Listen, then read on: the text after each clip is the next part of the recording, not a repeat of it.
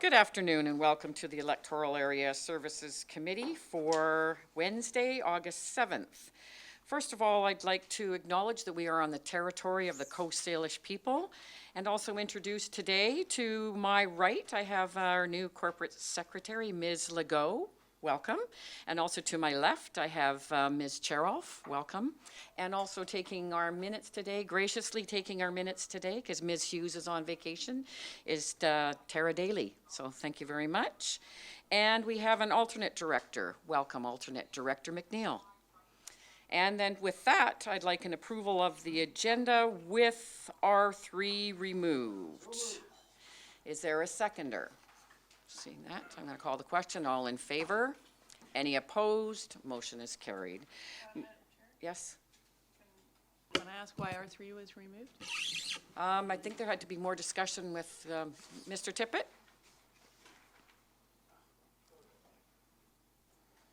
Madam Chair, the applicant, having seen his item on the agenda, requested additional time to deal with some of the issues that were recommended as conditions for proceeding, and it sounded like a reasonable request, and that's why we brought it forward to you.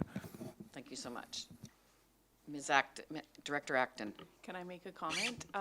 Is it also possible to request that it goes to the APC for, that's going to happen? Okay. Thank you. Okay. And we did approve that, right? We had a motion. Change so much. Yes. Okay, moving on to the adoption of the minutes of our Electoral Area Services meeting of July 17th. Moved. Second. All in favor? Any opposed? Motion's carried. Turning now to, is there any business arising from the minutes? Ms. Legault. Thank you, Chair. No, there's not. Okay, thank you. Turning now to the public input period. So I think the message is on the screen for anyone that wishes to speak to any agenda item. Good afternoon, Madam Good Chair, afternoon. and welcome to Ms. Legault, and nice to see you back again, Anne. I have a couple of comments to make. I see on today's agenda that we have 2 verbal reports, R5 on the cannabis production and sale policy, and a verbal report from Director Morrison on the setup for delegation regulation policy.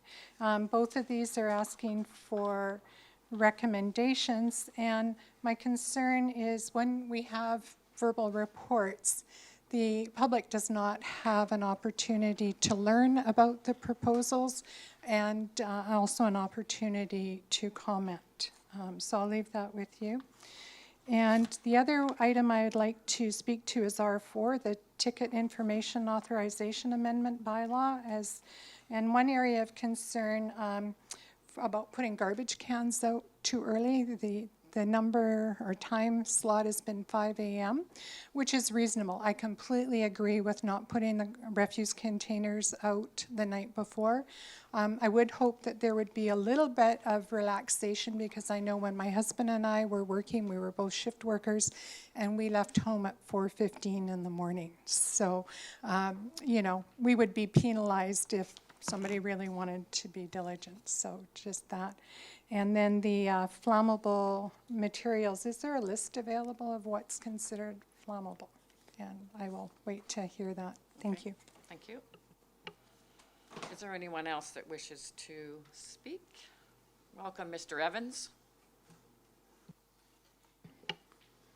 Good afternoon, Madam Chair. Madam Chair, on R4, there is quite a list of things that are forbidden with some $100 fines. And I think that if this is going to go through, that perhaps a sticker could go on each recycle container just saying, warning people about the time that the garbage container and the recycle container goes out, and also some of the items that are forbidden, because I don't know about your household, but around ours, there's always a discussion on does this go here or there, or do we take that up to Peerless Road? And there's 100 and some odd items. And the older you get, the tougher this gets. So if they could, if perhaps CVRD could just put a sticker on there with some of the main things that they don't want on there or in the recycling or garbage, that would be great. Thank you very much, Thank you, Madam but Chair. just for your information, we do have a rack card that's available right outside by the engineering department too. That helps you with the recycling.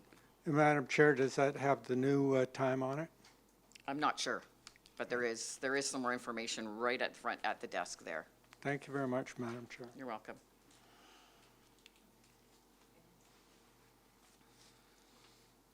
Hi, my name is Chris Clay. I just wanted to speak briefly about R5, the cannabis retail.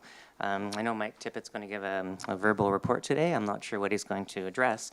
But I'm just hoping to encourage you all to come up with a policy somewhat quickly. Basically, I've been trying to get Warmland Cannabis Center reopened since last July. At that time, Kerry Davis was the area director of Mill Bay, and he told me that businesses like yours would have to apply for rezoning.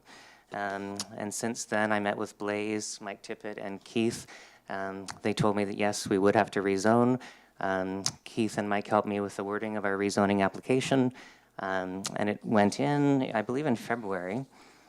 In March, I got a letter confirming that they received the application, the $2,200, and after about 1 month, I should be assigned a planner. So finally, we waited until May, and I got a letter from Lauren Wright. And at first I was very excited. I'm writing to let you know I've been assigned your file for Warmland Cannabis Center. However, at this time, we're not prepared to take any of the cannabis-related files to the board for decision. We're working on a report which will be presented in the next few months. And she did follow up and said that rezoning would be presented as an option. There would also be an option to completely prohibit cannabis retail. She said she wasn't sure why we were told to rezone. So I've been waiting all this time, paying rent on an empty space. I have $2,200 tied up. And the uncertainty is also scaring off investors that we have to show the province that funding is in place to apply. So I just hope that some kind of resolution will be apparent sooner than later. I've been trying to get some kind of clarity since last July. Okay. Thank you very Thank you. much. Moving on now to Director Salmon. Thank you, Chris, for that, and we appreciate your patience. Just wonder, could you just tell us a little more about, Warmland? How many? Like the presentation, well, there will be a verbal report coming up. Yes, Can I it just wait want- till then? Well, no, because it's a question directly for Chris. You've got, this is public input, though. Do you want, can you not wait Do we until not you usually talk have to staff? questions? No. For the public? Okay, I'll wait. So moving on now to delegations. We have no delegations today. Moving on now to number 6, correspondence. We have C1, grant and aid request for Electoral Area B, Shawnigan Lake, Coax Island Music Festival. Ms. Legault, can you read the recommendation, please? Thank you, Chair. The recommendation before you is recommended to the board that a grant and aid Electoral Area B, Shawnigan Lake, in the amount of $500 be provided to the Coax Island Music Festival to support the 2019 Music Festival. It's been moved. Is there a seconder? It's been moved and seconded. Any discussion? All in favor? Any opposed? Motion is carried. Moving on to C2, grant and aid request Electoral Area G, Saltaire Gulf Islands, Thetis Island Ratepayers Association. Ms. Legault. The recommendation before you is that it be recommended to the board that a grant and aid Electoral Area G, Saltaire Gulf Islands, in the amount of $2,000 be provided to Thetis Island Ratepayers Association for the Thetis Island St. Margaret Cemetery restoration. It's been moved. Second. All in favor? Any opposed? Motion's carried. Moving on now to information. We have IN1. There's 2 Electoral E Cowichan Station minutes. Area Advisory Planning Commission, Director Morrison. I would like to refer the IN1 number 1 back to the APC for correction. So motion to refer that one back. Yep. It's been moved. Second. All in favor? Any opposed? Motion's carried. Moving on to number 2, Electoral Area E, Couch and Station Advisory Planning Commission minutes of July 9th. No other questions on there. This is for information. I will move on to IN2, the 13th Annual State of the Island Economic Summit is for information as well. Is there, seeing no hands up, we move to reports. We'll move to R1. Application 13271 Simpson Road. This is for information. What is the committee's pleasure? Moving right along?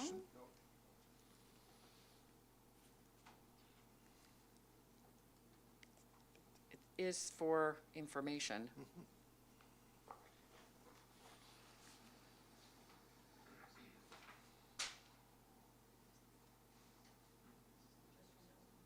Okay, so I'll wait a minute if there's.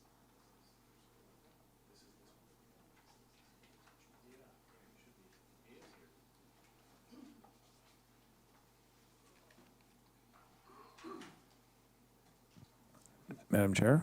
Yes. The applicant in this particular case is in the audience and able to speak to this matter. Essentially, he's requesting that we reconsider a previous committee precondition for moving forward with rezoning that required a covenant to be prepared, and they're proposing instead a land improvement agreement, and he wishes to speak to that. He's available to speak to this information item, and if he's successful, I guess he would ask the committee to reconsider that previous requirement for a covenant and substitute a land improvement agreement instead. So Nuris Kara is his name, so. Sure. Would you like to come to the lectern, please, and add some more to our information? Welcome. Thank you, Madam Chairman. Thank you, Mike. My name is Narez Kara. I represent Schnitzer Steel Canada Limited, the tenant at the site at 12371 Simpson Road. And with me, I brought our landlord representative, Mark Enable. Basically, my comment is with respect to the planning analysis, where it states that legal counsel have indicated that the proposed covenant agreement, proposed land improvement agreement is not as effective as a covenant. We disagree. The proposed land agreement that we've put together by our Schnitzer's in-house legal counsel provides a letter of credit that would equate to the value of the areas that we intend to pave. We've already, out of the 3 areas we've committed to, we've already paved one of those. And we have also proposed a timeline of 18 months to complete these works. The issue with the covenant is that it's basically the way it's written now. It's that the condition would be in perpetuity, and we don't need to have it in perpetuity to complete the works. Okay, thank you very much. Any questions? Director Marcotte. Thank you, Madam Chair. Through to our delegates here. Certainly, I know that there have been improvements since you've come to the Simpson Road area. It is still quite a thorn in some of people's things. So maybe we should try harder to find out what the people really are not. So I'm suggesting we might get the community together to hear what you may have changed since the last time we talked. Am I allowed to comment on that? Or? Yeah, go ahead. You have to press the button. I'm not clear on that last comment. My understanding is, from the very beginning, we were asked by previous CVRD staff to provide some sort of commitment to protecting the environment. And we did that with soil and groundwater sampling and testing, and everything came, basically was in our favor in terms of the analytical results. Subsequent to that, we committed to paving 3 specific areas of concern. One of them, which was our non-ferrous area, which we did last year at about 100,000 square feet. And there's 2 other areas remaining where we store our end-of-life vehicles. So if the committee agrees and if everything moves forward with our zoning amendment application, and if this land improvement agreement is acceptable to the EAC here, we would put up a letter of credit in the value of the areas. We're talking about $250,000 to $300,000 just to finish off the paving and put in oil water separators, and that will complete the 3 areas. You have a follow-up, Director Marcotte? Yes, and I appreciate what you have done. You have made it better. I would like to have an opportunity to have my community get together and see if there's anything that we can do to make things working together, as opposed to continually sort of being, not as good as we could be. So I would like to have get my community together and invite you to. So maybe Director Marcotte, offline, you could set up some meetings. Okay, then. thank you. This is now, we're discussing the covenant. I have two other speakers. I have Director Acton and Director Kuhn. Thank you, Madam Chair. I have two questions for staff. Is this a normal way to proceed with, do we see this happening often? So this feels like a interesting situation. And was it, I can't remember, I remember this coming to committee a while ago. Was the covenant suggestion, wasn't that staff suggestion to us? Or did we go off and Mr. decide Tippett? we were planners? Madam Chair, thank you. I don't actually recall how the covenant requirement came to be as part of this, but I expect it probably was a staff recommendation, which the committee accepted. Ultimately, because the operator of the current business on the site doesn't own the property, it's a bit of a challenge in terms of ensuring that if, let's say, the business were to sell to another business, that there be continuity in the commitment that might be made in relation to a rezoning for what now is possibly legal non-conforming use. And I think that's the gist of this whole thing. Right now, the sort of auto recycling there, the operator of the business feels that it's fully legal non-conforming. The CVRD is not sharing that opinion. There may be some legal non-conformity, and this rezoning was intended to resolve the difference of opinion. And I think the committee in its previous deliberations decided that they wanted to have a fairly solid guarantee that the improvements promised by the applicants would be in fact done, even transcending the current tenure of the current operators of that business, because in the past it was Can-Am Recycling and other businesses, so it's already changed hands in terms of operations. So that's probably how it started. I'm speculating though, because I'm not the one who did that report initially. As to whether it's normal, well, yeah, I think what we always try and do when we're looking at situations like this is look at potential downsides and get advice for the board to consider and the committee to consider. And I think it was last year sometime, the decision at that time was to require a covenant. The proposal now is to have another sort of agreement which would not run with the land, but would run with the current tenant of the land with, as Nuris says just now, a substantial letter of credit to ensure that the work would occur. So the real question before the committee is, are we prepared to shift off that position of requiring a covenant and accept what's being proposed instead? What I'm hearing Director Marcotte say is she would like to have a community meeting with the applicant's president to explain this proposal, and then I guess bring the results of that meeting back to this committee for further discussion on this one point. So I don't know if that helps. I hope so. Director Acton, a follow-up? It does help. It would be nice to find a recommendation in there, because it does sound like this is kind of a complicated situation. So to bring it to the community, I think all the information's going to get quite skewed, because there's a lot of factors here to consider. I think proper staff recommendation would feel a lot more like, if both parties with your business and CVRD could come up with a new agreement, would make sense to me. There is one in Or place staff recommend. already. Director Kuhn. Yeah, I have a question to the applicant and to Mr. Tippett. How long does your lease run? I believe it runs until 2031, if not longer. Follow-up, Director Kuhn? So I'm wondering, there is no need for a covenant to be on the property after the work has been done, right? I mean, that'd be useless then. So if your lease runs for another 15 years or whatever, is there any way that we can work on something?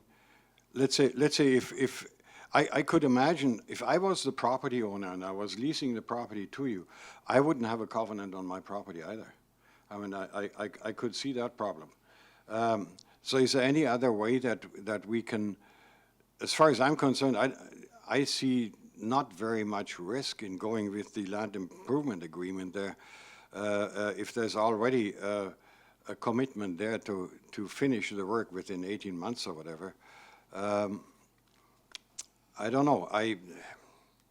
My feeling is almost that we want to have a perfect solution here, and I don't know. It's I could see the landowner being objecting to that, and because if I owned the land, I wouldn't do it. I would say, no, you're not going to put a covenant on my land. So I don't know. Yeah, Mike, do you have an answer for that? Madam Chair, I don't know. I'll try to answer. So Director Marcotte's suggesting it's a good idea to engage with the community on this particular point as to whether a land improvement agreement is an acceptable substitute for a covenant. Where we are in the process, just to reiterate, is the application went through this committee with a recommendation to move forward, first and second reading and public hearing, subject to a covenant. The covenant, we've been waiting for months and it hasn't happened. So one possible approach to move forward is to take the land improvement agreement as proposed along with the security that's associated with it forward to the public in the form of a public hearing. So in other words, again, reversing the previous requirement for there to be a covenant before triggering a hearing, and hear from the public on all the matters at the same time, including the actual bylaws. The other approach is to just have a separate meeting to talk about this one kind of technical point. And I heard Director Acton saying that might be confusing, and I sort of agree, because they might want to get together to talk about the land use as well. And, you know, that kind of would be off topic if the scope of the meeting is just to talk about covenant versus land improvement agreement. Director Kuhn, follow up? Yeah, I don't want to meddle in Director Marcotte's area, but maybe she will consider that to go that route. I don't know. I leave it up to her. But I think that's an idea to look at because, yeah, I could see trouble on the other side. Thank you. Director Morrison. Thank you. Quick question through to the applicants and then perhaps a comment. In regards to time sensitivity for resolving this, are you in any particular rush? Have you got any deadlines, self-imposed or otherwise, that you have to consider at this point? Yes, we do, because it's basically, right now as it stands in the legal non-conforming status, we cannot do any further site improvements, i.e. putting in a building structure over our maintenance area. So everything is basically left in limbo as it speaks.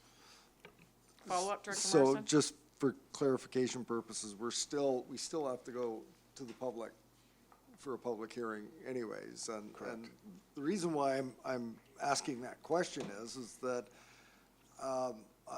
I too, like Director Acton, I'm a little underwhelmed with there not being a more clear direction spelled out in the report, and I don't think we're that far apart, and even what Director Kuhn is referring to, I think that we're fortunate to have the applicants doing the work that they're doing here, that things are much better than they had been in the past, and that I think perfect is the enemy of good, or if I've got it the other way around. But I would like to see staff work with the applicant to come up with a cohesive approach to not only bring back to this committee, or in lieu of that, go to the public hearing with this, and to put it before the community. It's to take one item of such a technical nature for a community meeting when we have to go back to the public hearing anyways, makes no sense to me. So I'd like to see a collaborative solution come about. If staff have made it clear that this is either for information or we accept the applicant's proposal. I don't think that's good enough, and I'd like to see a better solution developed with staff and the applicant. Director Kuhn, follow up, and then Director Smith.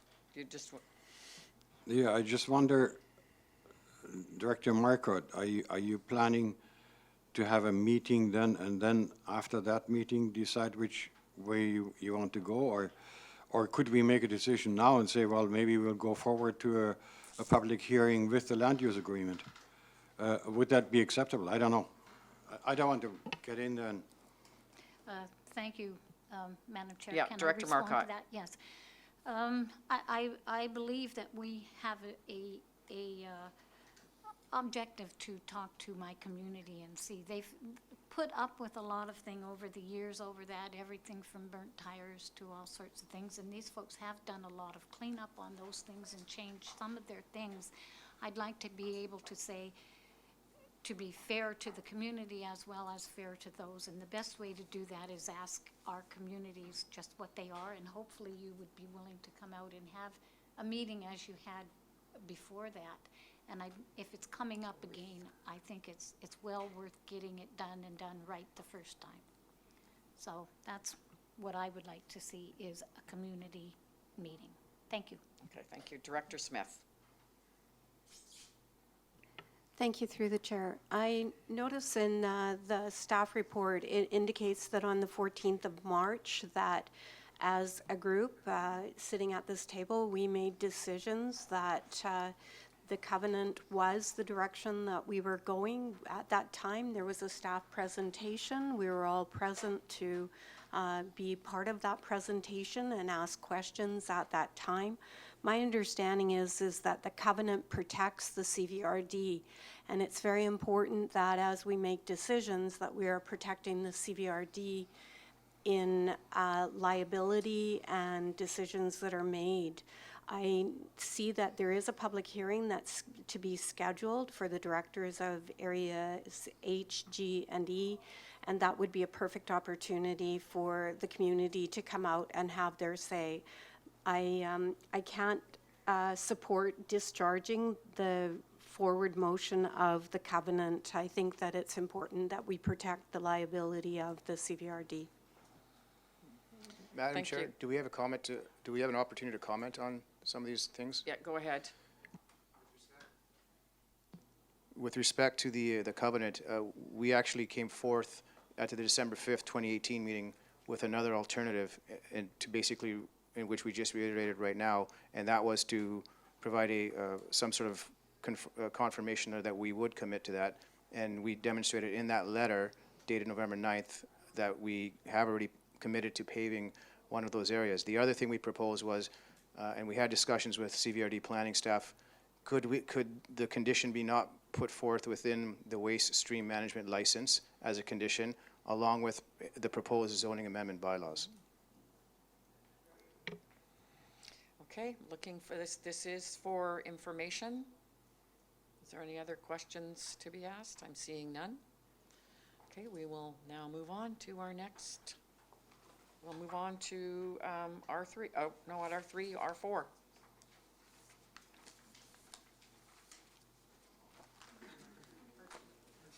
Sorry? Oh, R2. Sorry. I'm moving right along.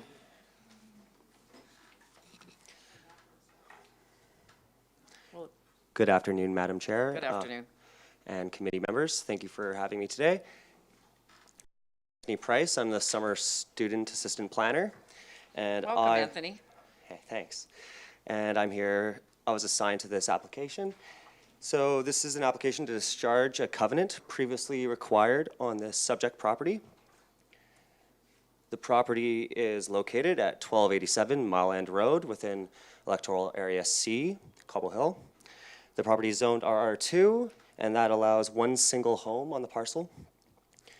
As per the zoning bylaw, number 3520, section 4.6.2, A, B, and C, a restrictive covenant was required in order to allow the continued use and occupancy of the existing residence over the duration of construction for a new single-family home, provided that the conditions stated in section 4.6.2 sub A, B, and C were met. The covenant restricts the subject property to be subdivided, as well as requiring a security bond of $5,000. This ensures that the original residence will be decommissioned once occupancy of the new home was issued.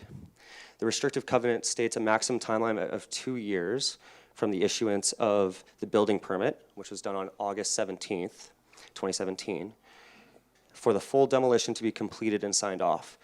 For the security bond, or the security bond will be used to fulfill the commitments in decommissioning the existing home.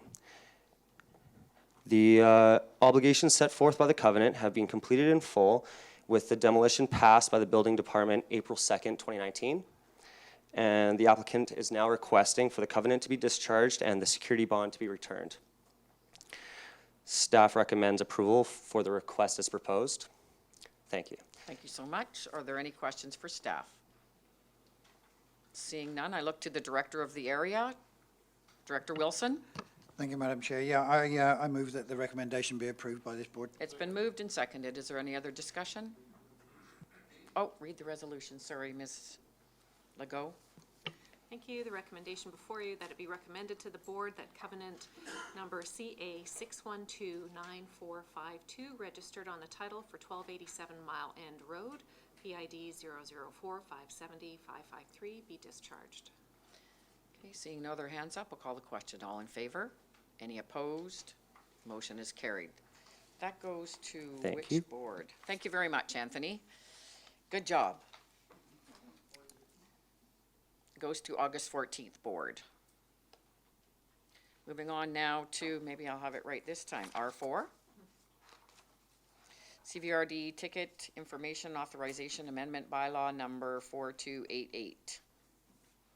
Welcome, Nino. Thank you, Madam Chair. We have before you today is an amendment to the existing Ticket Information Authorization Bylaw to include a $100 fine for garbage and recycling totes at curbside prior to 5 o'clock in the morning. Bylaw number 4277 was passed recently to amend bylaw number 1958 CVRD garbage and or recyclable material collection bylaw. And it provided for an earlier or 5 a.m. rollout for garbage and recycles. CVRD Waste Management Division is working with WildSafe BC and the BC Conservation Officer Service and other partners to educate residents about wildlife attractants, including but not limited to curbside collection of waste materials. Prior to the issuance of any fines, the CVRD will ensure that residents have been informed about how to best manage curbside collection waste materials in a manner that does not attract dangerous wildlife such as bears, or any wildlife for that matter. Educational efforts include, but are not limited to, warning stickers, raising awareness through social media, regular media and outreach, and education at community events. This is another tool that we can use through enforcement, but is not the first tool we use. It's usually a last resort. Any questions? Are there any questions for staff? Director Kuhn. Do we have an indication or record as to how many incidents we had where garbage cans were, let's say, probably toppled by bears or whatever, and because they were put out too early? About a year or two ago in Shawnigan and in the Ingot Road area, as well as Yubo, we had a spike in activities of bears accessing garbage and also ripe fruit, I guess, and it was that time of year. And but part of the reason is the lack of security for garbage. And when you habituate a bear, we all know what's going to happen after that. Follow-up, Director Kuhn? Yeah, I just follow. I mean, I I understand what we're after here. We're trying to reduce these incidents. But my question is, how do you enforce it? Like, nobody's going to be out there of your people to say, okay, there's a garbage can at 4:30 or at 4 o'clock. And if a garbage can gets toppled, how do you bring evidence that it was actually brought out at before 5 in the morning? I understand we're trying to make things perfect, but to me, this is just opening up a big hole. There'll be nothing but complaints, and because we won't be how do you get evidence? So do you take a neighbor's word, and the neighbor says, well, this guy put his can out that early, and then he defies it and says, no, that wasn't the case. So now you're in between two neighbors. How can you win? Madam Chair, primarily, we will rely on witness statement information, and we will respond to that.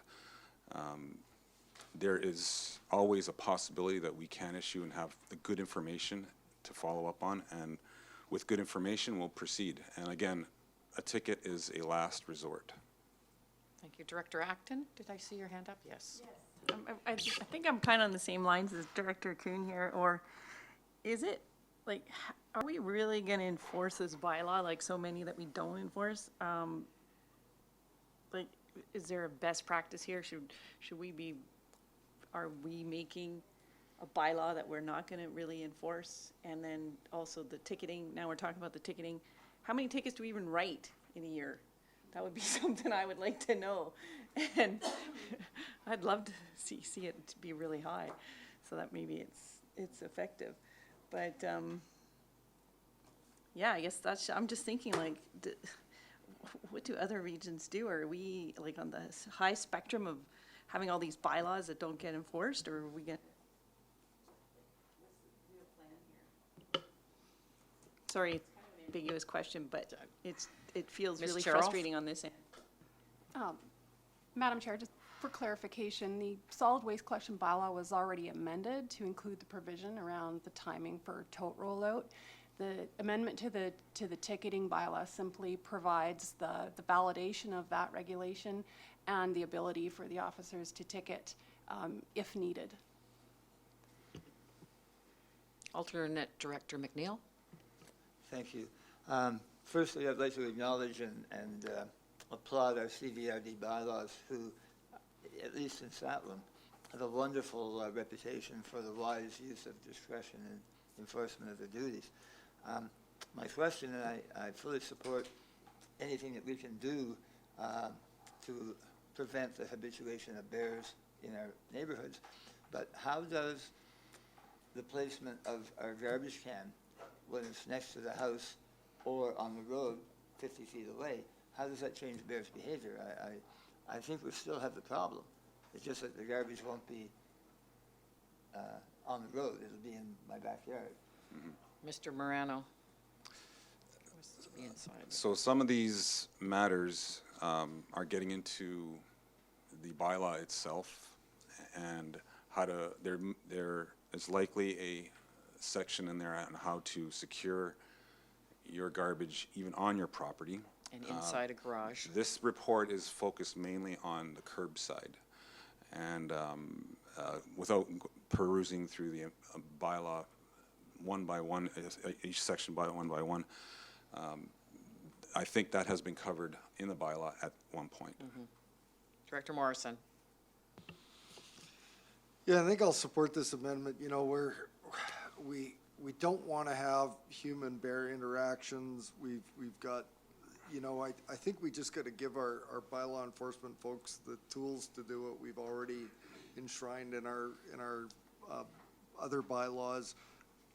I'm hoping that they're not going to have to hand out many tickets, because that means there won't be a whole bunch of habitual offenders in this. If there's one ticket handed out in a year because somebody's putting out their garbage at 5 o'clock the previous afternoon, then they'll get the message. I don't think there's going to be a lot of tickets written, but when we have that issue come up in a community, at least the bylaw enforcement folks have that tool at their disposal to use it. I hope it's used rarely. Thank you. I have Director Wilson and then also back to alternate Director McNeil. Thank you, Madam Chair. We store our, it's all down to common sense, really. We put our garbage inside inside our garage. It's secured. And to be quite honest, it's a shame that we have to write a bylaw, but Nino and his crowd and his crew do a good job. Even if that prevents one habituated bear, anything they can do is good enough. To be quite honest, I don't see the problem with this, all this discussion that's going on. It's a good law. Do it. Alternate Director McNeil. Thank you. I have complete confidence that CVRD bylaw enforcement officers will use good judgment. They won't be writing tickets willy-nilly at first offenders. And I've seen their good judgment in the past, and I have every confidence that a ticket would absolutely be a last resort. Thank you. I turn to Ms. Legault to read the recommendation. Thank you, Madam Chair. The recommendation is that CVRD Ticket Information Authorization Amendment Bylaw number 4288 be forwarded to the board for consideration of 3 readings and adoption. Okay. Moved. Second. All in favor? Any opposed? Motion is carried. Moving on now to R5, and I'd like to invite Mr. Tippett. Policy on cannabis production and sales. This is for Thank you, Madam direction. Chair. Welcome. I'm not actually going to be presenting policy. What I wanted to do was just bring the committee up to date about what staff has been doing. And when Mr. Clay was speaking to the committee at the question period at the beginning, he brought this up in general terms. The idea that a letter was sent out by Lauren Wright, who is working on, I believe, all, if not most, of our cannabis files. Staff has been wrestling with this issue after the Rosedale Road application kind of floundered a bit, went back and forth from the board to committee and back a few times. And some of the discussion heard during those various meetings was to the effect that it would be helpful to have some policy around this. And so staff took that that message, and we were developing policy that was going to just be helpful for staff in formulating recommendations on cannabis applications in the future for both production and for retail opportunities. And when General Manager Cheryl got here, she suggested we bring this to the committee and see if the committee would like to sort of officially review the draft policy that we're working on. It's not ready yet, so I can't tell you what it is. This agenda item is simply to ask whether the committee would like to see at an upcoming meeting the draft policy that deals with cannabis retail and cannabis production, and to sort of go over it, see how comfortable the committee is with it, and that would take it to another level of I guess, importance. We were initially developing it just as a staff tool. So, based on that, I'm going to try to hit the right button here. There's a recommendation that cannabis production retail policy be drafted for consideration at the next available EASC meeting. The policy, as I say, isn't quite ready yet. I'm not sure if it would be at literally the next EASC, but it will be soon. And so if the committee is agreeable to seeing this draft policy and choosing to endorse, modify, or whatever it, please pass this resolution and we'll bring it to you as soon as it's ready. Okay, I have Director Wilson, Acton, and Salmon. Director Wilson. Thank you, Madam Chair. I'm glad this has come up because I would like to see this policy as soon as possible. I've had a situation in my area where one of the biggest cannabis retailers in BC has been paying rent on a fairly large property for the last year in preparation for any kind of policy or decision that this board needs to make on this kind of thing. They've now pulled out completely. They've shut that down. And the landlord is now left with a property that he has to re-rent. Basically, they've got fed up with waiting. We need to move on this. It's been some time since the feds legalised all this, and yet the province has been dithering, we're dithering, and with all due respect, I want to see this carried forward as quickly as we can, because we're missing a lot of opportunities. We're driving business out of the area, and in the end, they're just going to say, where do I go? Because nobody wants to do anything. It's about time we did something, and the sooner I can see this, the better. Director Acton. Thank you, Madam Chair. Yeah, I think I would pass that resolution that you suggested so that we could see this quickly. And So you're moving the moving it. recommendation? It's been And, moved and seconded? No? No, okay.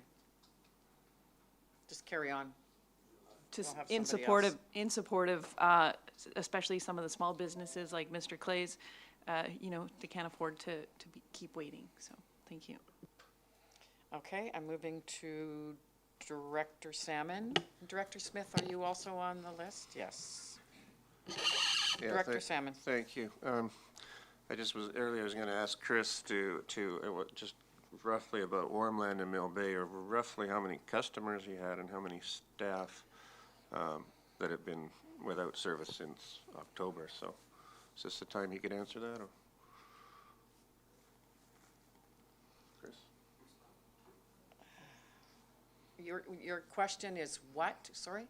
I was just looking, my computer was telling me to restart To it. hear from Chris just a bit more about Warmland, especially how many staff he had and how many customers Well, he's had. That I believe if we move this recommendation for staff to move along, it would be really helpful for him, but he could, go ahead, Clay, Mike, if you want to just tell us how many staff and how many customers you Chris. have. Yeah, we had 8 staff, 2,000 members that were relying on us, and they're always constantly contacting us, any news, any news, any news. So, yeah, Thank it's a you. lot of people relying on us. Thank you. Follow up, Director Salmon? Yeah, so I just wondered about an amendment to this that we could consider the handful of pre-existing businesses, if we could move ahead on a case-by-case basis to try to get them back in businesses as soon as possible and not have to wait for the bylaw.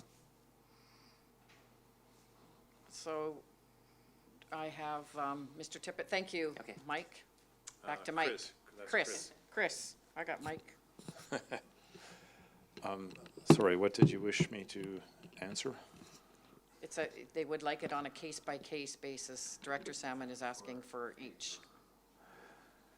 Yeah, actually what's happening, Lauren Wright is not here. She's on holiday at the moment. She's back next week. She's working on all the cannabis files simultaneously with working on this draft policy. So I can't actually say I know exactly where that particular application is in the process. It might be ready to send to APC next week when she gets back, or it might not. If it is, that certainly is an option.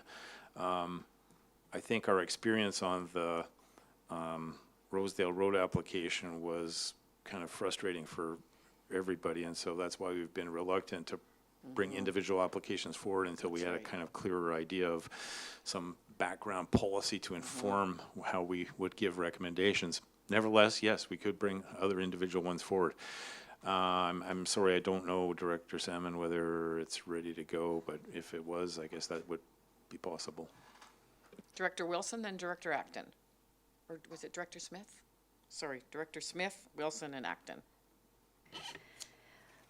So one of the things that I see about the policy is there's two parts. One is production and one is sales. I think they need to be divided. I think that we need a policy that deals with production, and then we need a policy that deals with sales. I don't think they should be lumped together, because if we have one for sales, we can move under that policy forward for those areas specifically, and we don't get bogged down with two together. I would recommend that the recommendation be that we have two policies. If we can amend the,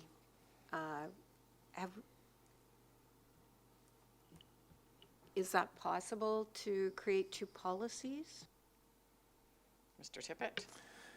Madam Chair, yes, in effect, there would be multiple policies, and they're all being worked on simultaneously. And if I may, I think the more complex of the two is the retail. The production side is relatively simple in some ways. Retail is where the bottleneck is right now.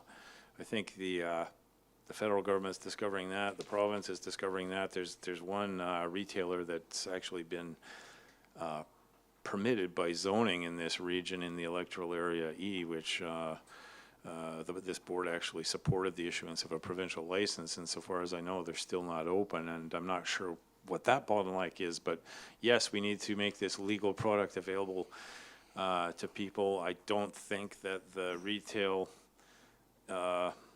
policy is any simpler than the production policy.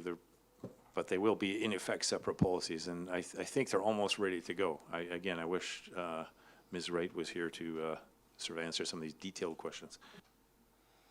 Director Wilson? Thank you, Madam Chair. Yeah, it's without wanting to belabor a point that Mr. Tippett just said, we need to get this legal product to the market as quickly as possible. There was a letter in the Citizen the other day which touched on this subject, which said basically the user has been forced to go back to the black market again. We've got to stop that. Let's get the legal people. Let's get the legal outlets in place. I don't use cannabis. There may be a time when I might have to, and I need somewhere where I could go easily without searching in back alleys to go and get it. Director Acton?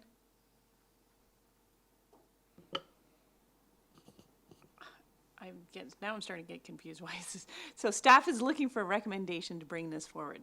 So I tried to move that already. Yes, but you So didn't that get a seconder didn't at that. happen. You didn't get a seconder at that time? At that time, so could I Yeah. have a second? Well, I still have a speaker's list, and then Okay. I'll go back to you. That's what I Okay. was trying to tell you. So I have alternate Director McNeil. No, I have Director Morrison first, and then alternate Director McNeil. Director Morrison. So I don't like to say this, but I'm really quite confused, and I haven't been imbibing. This is a verbal report and an update. I don't understand the rationale for a draft recommendation. Bring the damn report to us at the next meeting. It's pretty simple. You don't need recommendation from the board or from the committee to do that. Get the report, get it in front of us. Pretty straightforward. Let's go. Okay. Ms. Cheroff. For clarification, and somewhat in defense of staff, I think the staff were seeking confirmation of the committee's direction. The issues that arose with the application were during the previous term. It was a previous committee at that time, and there was certainly a lot of discussion about the need for a formal policy. So staff were proceeding in a manner that would lead to the development of a formal policy in the absence of a resolution, a formal resolution from the committee or the board to develop such a policy. And so we were looking for confirmation that this body wants to see a formal policy to aid in your decision-making process. After Rosedale, yes. Alternate Director McNeil, and then Director Salmon. Thank you. I'm not a fan of reinventing wheels, and I guess my question would be, are staff currently exploring tried and tested policies of other communities that we can incorporate? Madam Chair, yes, we are. In fact, that's the research that Ms. Wright was doing when she was assigned all the cannabis files, was doing a peer review, basically, of other jurisdictions that might be a little further ahead than us, and that's going to inform draft policy, which, as I said, is almost ready to be considered. Director Salmon. So is this policy prelude to a bylaw, or is it policy another word for bylaw? Or, I mean, I'd like to see this expedited, as everyone seems to be asking, and then if it's at the next available ESC meeting, I assume that's the next ESC meeting. Go ahead. Mr. Tippett. Yes, Madam Chair. First of all, yes, so I hope it's the next committee meeting. I just can't confirm that because again, Ms. Wright's not here till Monday. If not, it'll be the one after that, so beginning of September. So the purpose of the policy, again, is primarily, when we were developing it as a staff policy, to assist with us writing staff reports on either cannabis retail or cannabis production to this committee, to help provide a framework so we can make consistent recommendations. So that was its primary purpose, but I think a secondary purpose and an important purpose as well is that we had a public hearing in, I think it was July last year, concerning our first cannabis amendments that were done to the various zoning bylaws. And at that public hearing, the then board, which was a different board, committed to trying to do some further refinements to the recommendation, or to the regulations that were incorporated into that amendment by law. And so this policy would also be useful in trying before the end of this year to bring some general amendments to our general bylaw regulations in zoning concerning production and possibly retail as well forward. So in other words, CVRD generated amendments being informed by this policy, as well as applications being framed by the policy. So I think it has two purposes, essentially. Follow-up, Director Salmon? Thank you. Well, I'd like to propose, given the amount of time it's taking, and from what you're saying it's going to be a while longer, could I amend this to say that we will consider pre-existing businesses, cannabis business, on a case-by-case basis as soon as, soon, before. That is an amendment to, you want to make? Recommendation, yes. I don't see a seconder. Okay, so I'm moving on now to Director Acton. Thank you, Madam Chair. I would like to move the recommendation for staff to bring back a policy. Moved. Is there a seconder? Been moved and seconded. Ms. Legault? I guess it's on the screen. Thank you. That a cannabis production and retail policy be drafted for consideration at the next available EASC meeting to inform future production and retail applications for rezoning. Director Morrison. So I'm just wanting to be clear, and I don't want to belabor this, but so it's been my understanding in the pursuit of this, since it was announced by the federal government, that we were pursuing the opportunity and possibility for people to set up not only production but retail sales. We've had numerous meetings, public engagements and the like. The previous board has instructed staff to do a significant amount of work. And I haven't heard any of this board or this committee make any remarks, or there's been any direction from the board indicating that we're not continuing to pursue this. So I just want to make sure that we're like pulling out all the stops, all resources that can be brought to bear to make this happen are being brought to bear, and that there's no change since we started on this path. Is that Mr. Tippett. Madam Chair, yes, that's correct. Further to General Manager Cheryl's point, there was no formal resolution of the previous board to pursue this policy path. It's something that staff got out of the various deliberations that had been made on other applications and other matters that they'd been dealing with. And so this resolution is simply to take the work that we are doing internally as staff to another level to bring it to this committee. But yes, absolutely, we're doing the best we can. Lauren Wright came here from Nanaimo. When she was working for the city of Nanaimo, she was working on cannabis policy there, so she's pretty well versed in the subject matter. So we're doing everything we can to try and move this forward quickly. Okay, so that, Director, do you have a follow-up, Director Morrison? Because you can turn on off your microphone. Director Salmon? So could I just ask what for a case like Warmland, what do you just roughly sketch out the process then if we go ahead with this? How long before he actually gets approval to go to the province to actually resume business? Madam Chair, what I'm going to recommend, if this resolution is passed, what we'll do is we'll bring some draft policy forward to the committee, and we'll also probably have to broach the subject of these, applications, some of which have been sitting around for a while. And, if we don't get perfect clarity on all aspects of the policy, because that'll be a technical discussion around what is the appropriate setback from this or that use and that sort of thing.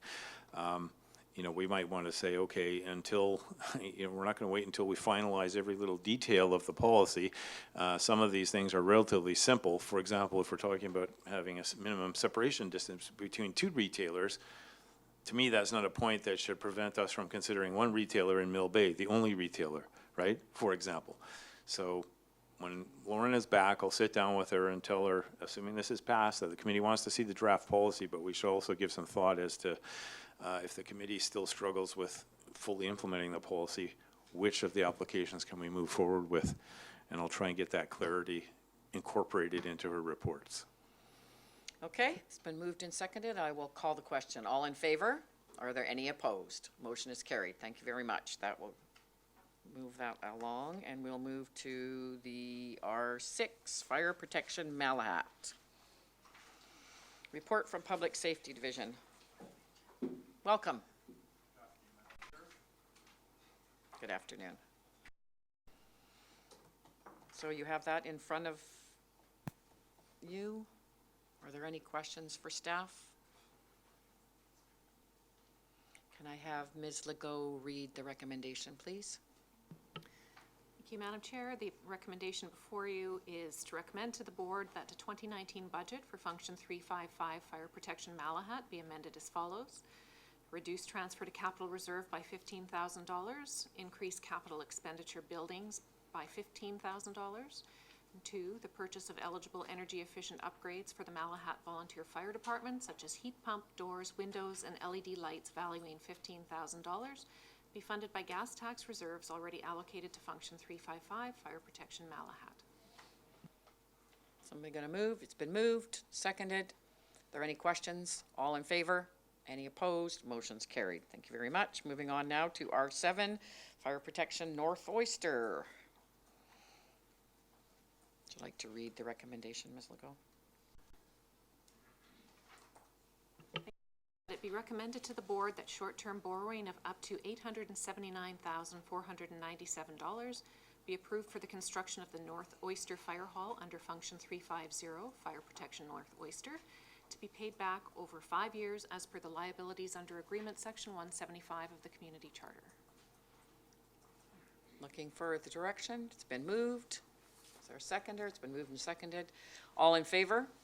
Any opposed? Motion is carried. Moving on now to R8, budget amendment, for Fire Protection North Oyster again. Could you read the recommendation? Thank you. That it be recommended to the board that the 2019 budget for Function 350, Fire Protection North Oyster, be amended as follows. 1, reduce transfer to capital reserve by $84,578. 2, increase transfer from capital reserve by $51,151.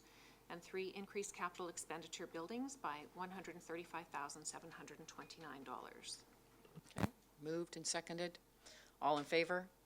Any opposed? Motion is carried. Moving on now to R9, Penelakut First Nations Fire Dispatch Service Agreement. Can you read the recommendation, please? That it be recommended to the board that a 5-year agreement with the Penelakut First Nation, thank you, ending December 31st, 2023 for fire dispatch services be approved. Been moved, second. All in favor? Any opposed? Motion's carried. Moving on now to R10, Gas Tax 2019 to 2024 Community Works Funds Project eligibility. And who will be, Good afternoon, Madam Chair. welcome. So this report actually introduces some additional for projects that are going to use the Phase 3 Community Works Fund. And the staff are recommending to the committee and ultimately to the board that these criteria for Phase 3 of CWF be approved.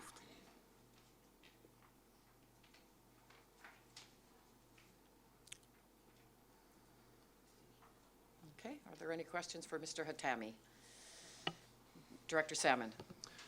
Thank you. So I just noticed on the table for the allocation, table 2 on our packet there, it says for the electoral area, the 60% part we agreed to, funds will be, projects we prioritize based on maintaining existing services and infrastructure. What about new services and new infrastructure? Well, if it is a replacement, we can use them. But if you know it's a brand new infrastructure, just imagine if it is a brand new water treatment plant, the total fund is not actually enough to do such a work. But again, not case by case, we have to look at that. It depends. If it is a replacement and we are going to increase actually the level of service, we can use it. Follow-up. Follow-up, Director Salmon? So just to take an example, if I want to start a roadside path in Mill Bay,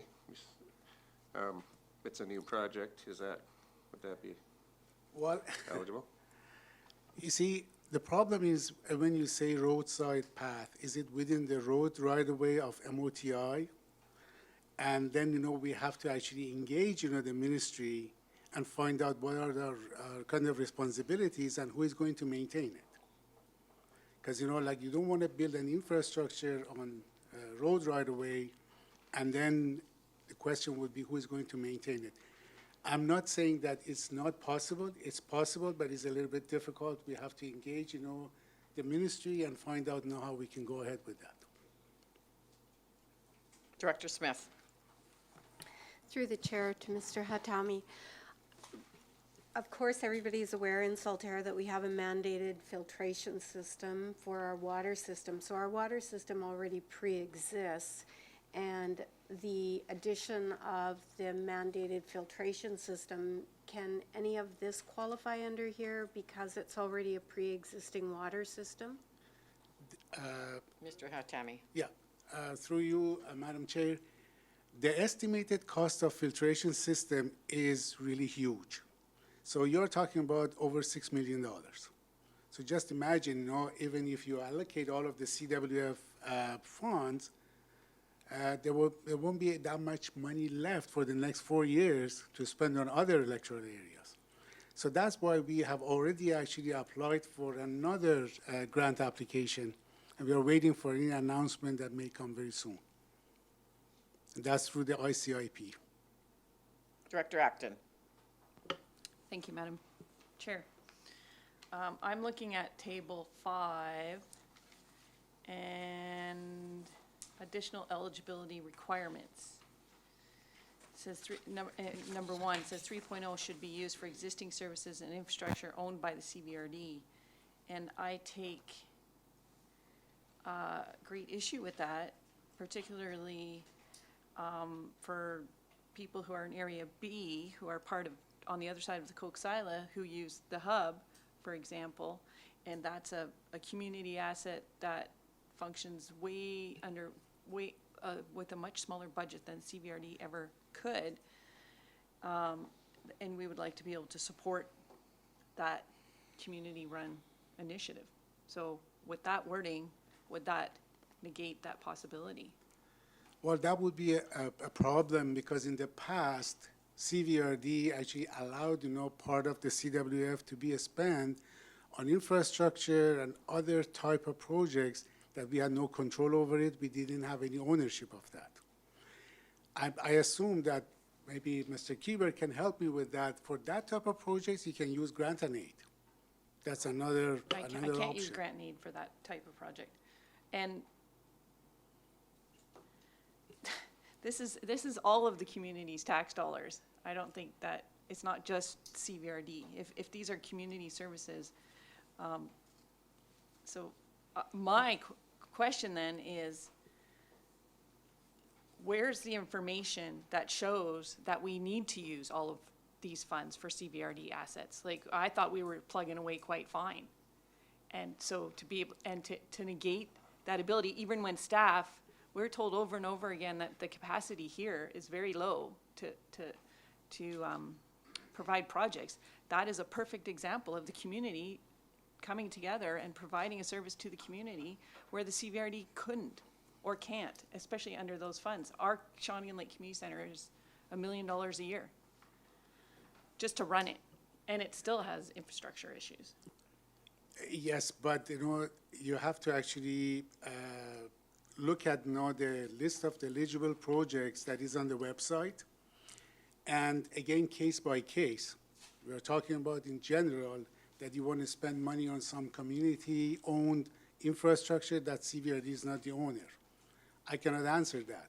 But again, when you actually submit that through an application, then we're going to look at that and see what happened. Because, in the past, we spent money on some projects that we couldn't even track it, where the money went. So you can still apply to do that? We You would can- still look at it because my If understanding is Yeah, that's the right. community is the CVRD, so therefore another community asset does belong to the CVRD too. So who cares whose name is on it? There is some explanations in our package that talk about CVRD owned as opposed to maybe 5 board members and, the community. So there is a lot of explanation in your package from the UBC. Yeah, but I just want to be clear UBCM. that community assets like the hub can still qualify before I'm gonna approve this, because, and especially, areas like, Director Smith's, they're really small communities and they almost forced to do it on their own. CVRD can't do it because of the tax contribution is so low.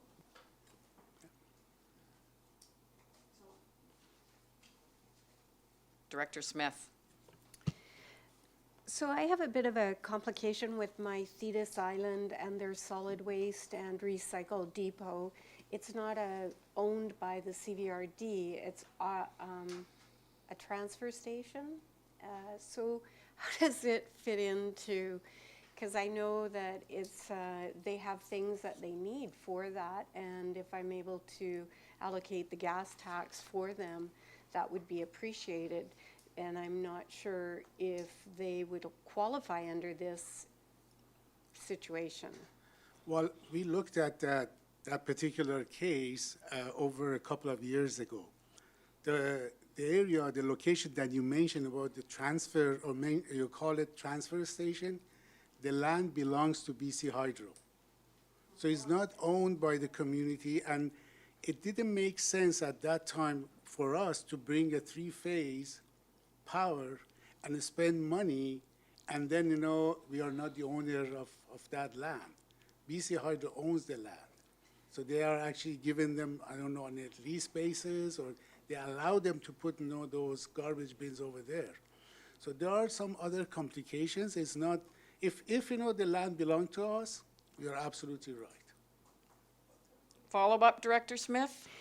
So the containers, if they purchase the containers that transfer the items, the recycle items, over to Bing Creek, would that be a possible item? I know that the last gas tax, that was something that would be allowed under it to purchase the containers, and I know that to purchase 1 and 2, they need a little bit more money. So would that be allowed under here, even though it's not land, it's something? No, we are talking about the operation, because, those bins, we replace them due to maintenance, and so it's very difficult to put actually the CWF and spend them on operation, because then every division, every department will use them for operation, because, again, part of, the criteria for that, and if I'm allowed to read, some of this funding that is guided by 3, they call it national program, and it applies to the federal gas tax. It says productivity and economic growth. It says clean environment and strong cities and communities. CWF is one of the streams, and what you are talking about is operation. It's none of these categories. So you have to talk to the solid waste, and as part of their budget, they may put some money there for operation to buy, 1 or 2 bins. Okay, seeing no other hands up. Mr. Kieber, welcome. You want to join in on this? Great. Not really, but I feel like I need to. Each of those this is Community Works Funds 3. There's each of the programs have different criteria and different requirements. So I'm not aware of the details of 3, but I do know it has evolved since 1 and 2, and things that we were allowed to use it in 1 has changed for 2, and so when Ms. Natami is saying certain what's eligible and what's not eligible, there are some things that I think like operations just aren't eligible. You cannot use gas tax money or community works money for that purpose. It has to be capital in nature. Having said that, we as staff have some recommendations, and the point of that is you have a huge asset management deficit, and we're suggesting that you use these funds for that purpose. You do have the ability to give that money out. That's always within your prerogative. We're suggesting that if you want to keep taxes low, this is a stream of revenue that you can use to help keep taxes low for your own services. Having said that, these are staff's recommendations to you. So if you see differently, if you want to be given to outside parties, the difficulty with that is then we are now responsible for this, so we then need to determine how they spend it and that they're following the regulations of the Community Works Funds criteria. So that's the difficulty that we get put into in that situation. Director Salmon, then Director Acton. Yeah, thank you. I think I'm going to have difficulty supporting this. Just the new requirements, we could call them new limitations, but the two things I think, it's table 5.0 there, number 1. CWF 3.0 should be used for existing services. It doesn't say new or existing. And then Director Acton's point about infrastructure owned by the CVID, both those limitations, I don't think are necessary. Each one would come to the board anyway, would it not, for discussion and decision? So I'm reluctant to support this as it's written. Thank you. Director Acton. Yeah, I keep asking the same questions again because I feel like I'm not getting a yes or no answer. So if it has to be owned by the CVRD, so we have a park in Area B, the playground that's on strata land. But there's an agreement in place. We didn't, or there could be. We have the provincial park. So can we not spend money on that? We have the Shawnee Lake Museum. And they, CVRD doesn't own it. They can't control it. And, yeah, so I'm just curious, where does it say, I don't actually find anywhere that it says it has to be, that wording, was that created by staff? That has to be CVRD Yes, we did. asset? Sorry, we did, and also, when we came out with the formula of 60%, 30%, and 10%, that the board approved that, then it says at the end of the day, whatever project, board actually suggests, or electoral area members suggest, or we, staff, has to get approval through the board. So it's not written on the stone. Then as soon as I bring a project, I said, I want to spend money to replace, certain things, and in this building, it can go ahead. It has to get, board approval. So board has to have, a certain criteria for eligible projects. So here, that's what we try to do. And again, there was a deficit of $38 million for the next 10 years we have to spend on our infrastructure. So if we ignore that, it's your decision. Which we had great workshops on that in our last AVICC that was eye-opening how far behind every regional district is in all their asset management. And Director Acton and Director Morrison. Thank you, Madam Chair. I have a follow-up to that then. Then we should see how are we doing along that lines, because we have been giving money to Shawnee Lake Museum or the Hub or these other groups. Has that ruined our trajectory, anyway, our plan? So, I think we're making a decision here without all the information then. Or I would be happy to take that out. If somebody would second that, I would take that wording out, and then we can look at things, as you say, as a case-to-case basis. But I don't want it written in the policy, and so that the whole board can say, oh, sorry, it's not CVRD. And that's anyway, if I have a seconder, I would have, sorry, I don't have Could it you in tell me writing, what your recommendation is? my What are you- what are you- recommendation Are you is amending? to exclude table 5.0, Exclude the 501, number table? 1. Just number 1 in table 5.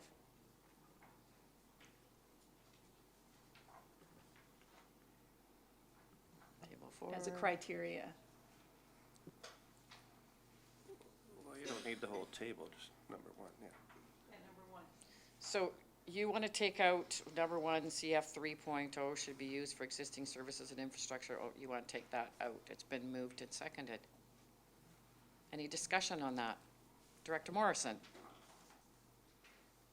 Yeah, so in consideration of these and the number of UBCMs and AVICCs and the fact that we've had the Innova report, we have a huge infrastructure deficit. And we've had this discussion every time a new round of gas tax comes around. And what has become clearly obvious to not just those of us that have been here for a little while, but to the people at UBCM and to the originators of this funding, is that we're not making a dent in the infrastructure deficit. And they are, as firmly as they can, encouraging local governments through staff to make recommendations that we look after what this money is intended for, and that is our current owned infrastructure. That's the point behind this. Now, we can change the criteria if we're so inclined. I won't support this. This will be a budget item when it comes to the board. All of the other, or a lot of the other municipalities are strictly investing in their own assets, their own infrastructure. Can't get our partner in Couch and Lake to commit to our asset there because they're spending every dollar they get in gas tax on their infrastructure. Now, if we want to embark on new projects and new infrastructure, you know, you can make application to it, but I don't support spending money on outside assets when we are not making any headway. We're not making significant progress on updating our assets. Director Salmon, then Director Smith. Yeah, I'd support this amendment. As I said before, I think that if I remember from our Mr. Carruthers' presentation, our asset management, we do have a deficit, but we're not outstandingly worse. In fact, we were in the better half of the group of other local governments. So I don't think we need to limit ourselves. I think we'll have plenty of time, case by case, to look at these.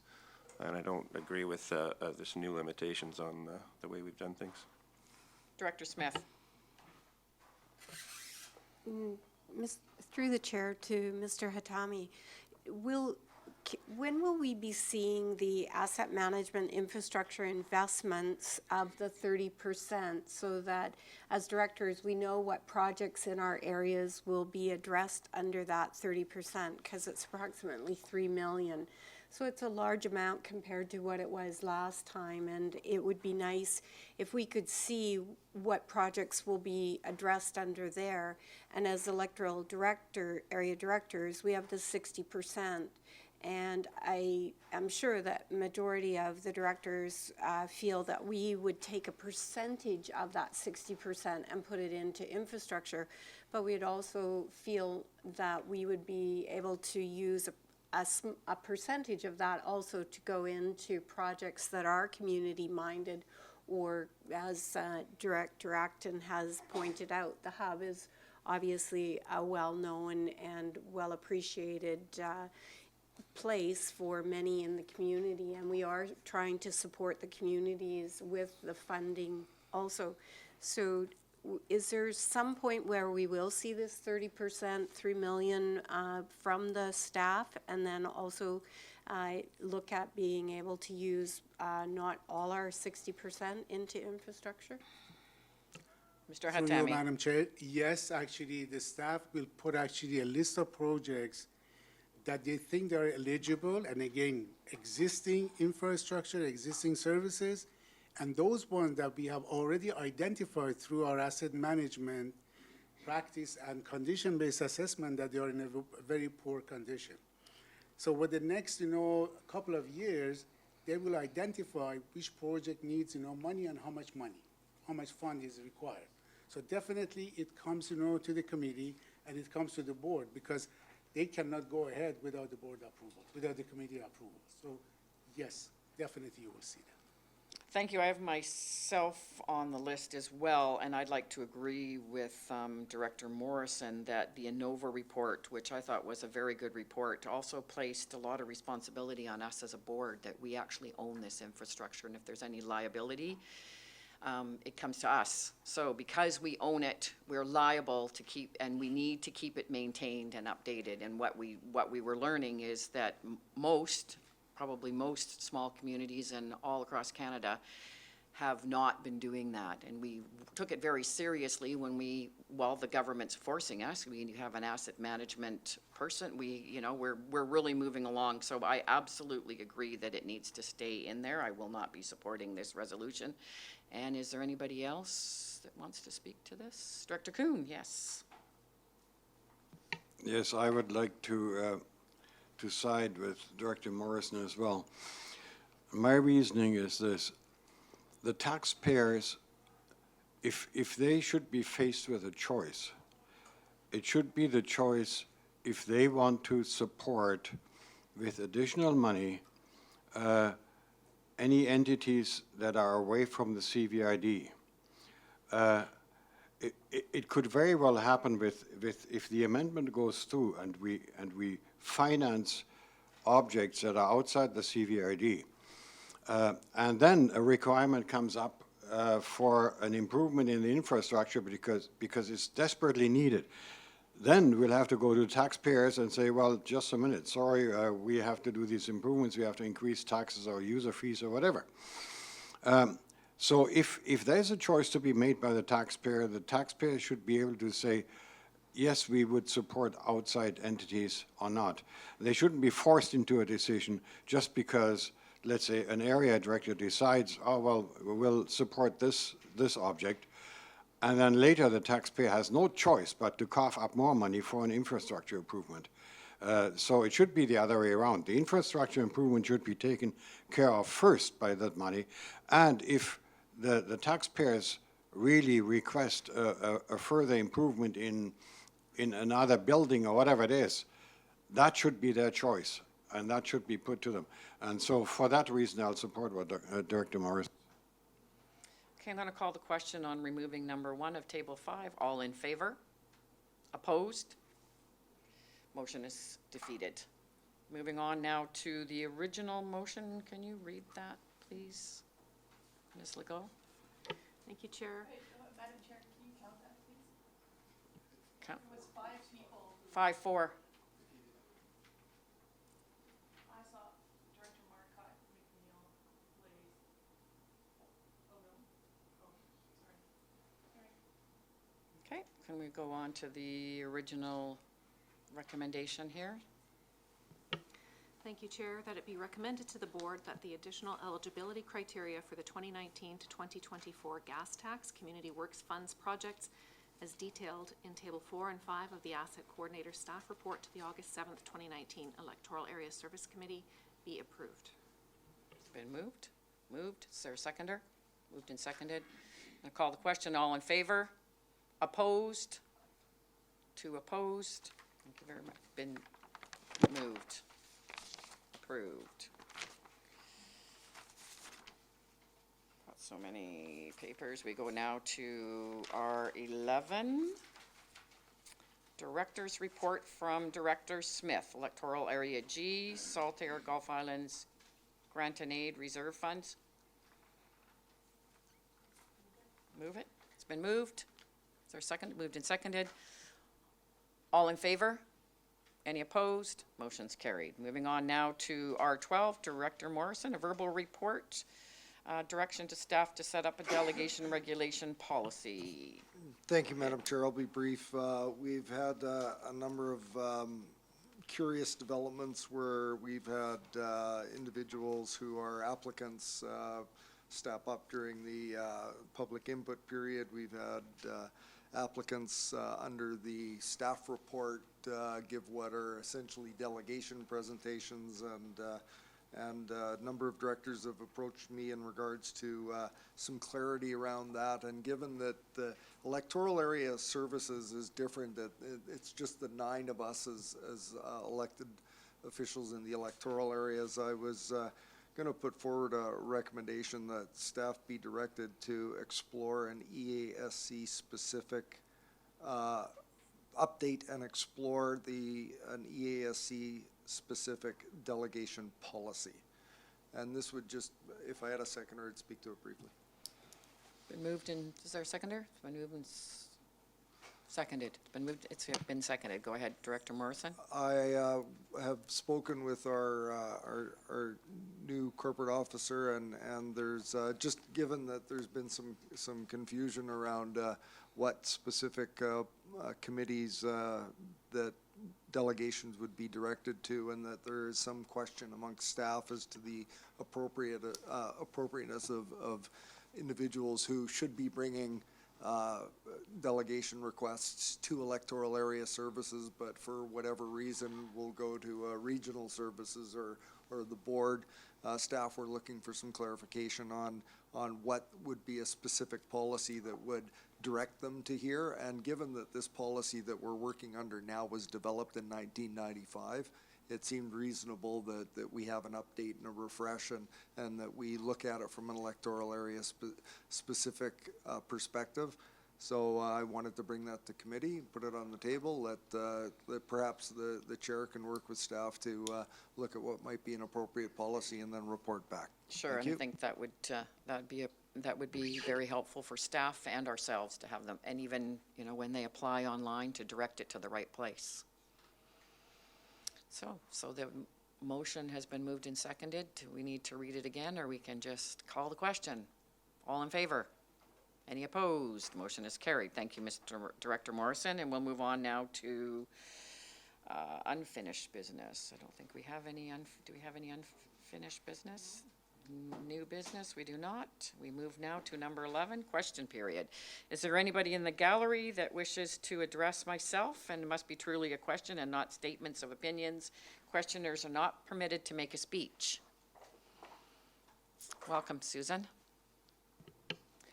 Thank you, Madam Chair. As always, some interesting discussions today. I hope you'll indulge me in just a brief one regarding the garbage issue with Wild's bear encounters. I'm just going to give out these pamphlets that are available to the engineering department. In our neighborhood, we had an incident where we had quite a few people putting out their garbage cans prior to. We picked up, I actually picked up these handouts from the engineering department, and the neighborhood took it upon themselves to attach these to the totes of people that were putting out their garbage the night before. And we had bear encounters, but we also had dog encounters, and it was very easy to distinguish the two because of the claw marks. And in our instance, it resolved the problem.